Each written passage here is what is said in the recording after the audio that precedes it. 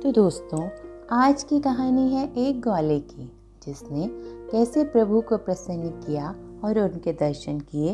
जानते हैं आगे की कहानी में। तो चलिए ज़्यादा इंतज़ार न करवाकर शुरू करते हैं आज की कहानी।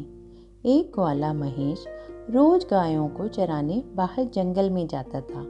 जंगल में एक संत का आश्रम था। वहाँ संत रोज तप, ध्यान, मंत्र जाप करते थे। महेश रोज संत को देखता तो उसे समझ नहीं आता था कि संत ये सब कुछ क्यों कर रहे हैं। महेश बहुत छोटा था। उसे संत के इन कर्मों के बारे में कुछ समझ नहीं आया, इसलिए इन कर्मों को समझने के लिए आश्रम पहुंचा और संत से पूछा कि आप रोज ये सब क्या करते हो। संत ने बताया कि मैं भगवान को पाने के लिए भक्ति करता हूँ। रोज पूजा पाठ, तप, ध्यान और मंत्र जाप करने से भगवान के दर्शन हो सकते हैं। संत की बात सुनकर महेश ने सोचा कि मुझे भी भगवान के दर्शन करने चाहिए। यह सोचकर महेश आश्रम से निकलकर एक सुनसान जगह पर पेड़ के नीचे एक पैर पर खड़ा होकर तप करने लगा। कुछ देर बाद उसने सांस लेना भी बंद कर दिया। महेश ने सोचा कि जब तक भगवान दर्शन नहीं देंगे, मैं ऐसा ही करूँगा। छोटे से भक्त की इतनी कठिन तपस्या से भगवान बहुत जल्दी प्रसन्न हो गए। वो महेश के सामने प्रकट हुए और बोले कि पुत्र, आंखें खोलो, मैं तुम्हारे सामने आ गया हूँ। महेश ने आंखें खोले बिना ही पूछा कि आप कौन हो। भगवान बोले कि मैं ही वही ईश्वर हूँ जिसके दर्शन के लिए तुम तप कर रहे हो। यह सुनकर महेश ने आंखें खोल दी, लेकिन उसने ईश्वर को कभी देखा ही नहीं था।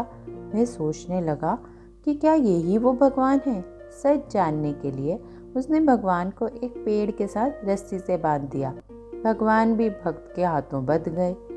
महेश फटाफट दौड़कर उस संत के आश्रम में पहुंच गया और पूरी बात बता दी। संत ये सब सुनकर बड़े हैरान हुए। वे भी तुरंत ही ग्वाले के साथ उस जगह पर पहुंच गए। संत उस पेड़ के पास पहुंचे तो वहां कोई दिखाई नहीं दे रहा था। भगवान सिर्फ महेश को दिखाई दे रहे थे। संत ने बताया कि मुझे तो यहाँ कोई दिखाई नहीं दे रहा। तो महेश ने भगवान से इसकी वजह पूछी। भगवान ने कहा कि मैं उन्हीं इंसानों को दर्शन देता हूँ जो निस्वार्थ भाव से मेरी भक्ति करते हैं। तो दोस्तों, जो लोग भगवान की भक्ति निजी स्वार्थ की वजह से करते हैं, उन्हें भगवान की कृपा नहीं मिल पाती। निस्वार्थ भाव से ही की गई भक्ति ही सफल होती है।